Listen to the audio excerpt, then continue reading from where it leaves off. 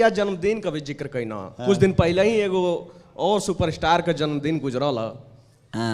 अरे बधाई उधाई दिया ही। और हमारा बधाई ना दिला सैसन थोड़ी बजे वो दिन पैदा नहीं खन। नहीं, नाम तो खोल ही दीजिए, किसकी बात कर रहे हैं? अरे पवन भैया का। वो बड़े भाई की तरह हैं, हमेशा आजीवन मेरे बड़े भाई की तरह रहेंगे।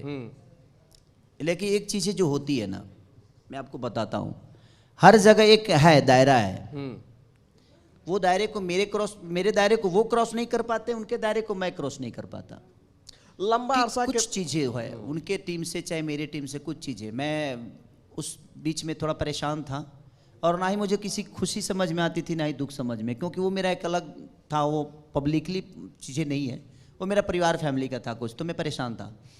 बट ठीक है, हैप्पी बर्थडे टू यू तो हमेशा हम रोज बोल दी क्या हम काले से बोला शुरू कर दे, रोज उनका जन्मदिन मना दी, हम 5 गो केक रोज काट दे, वैसा थोड़ी बा।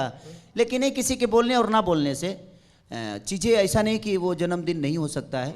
उनका अपना तरीका जीने का है, मेरा अपना तरीका है, और शायद यही सही भी है कि हम अपनी बातें करें। खेसारी भैया और पवन भैया एक साथ मंच पर कैया दिखाई दी लोग। अभी तो उनके से पूछे कि बड़ी बड़ू हूँ है। तो मेरे कहने का मतलब कि मान के चलिए कि पहले मनोज भैया आए भोजपुरी में, फिर रवि भैया आए, दिनेश भैया आए, वो आए, फिर मैं आया।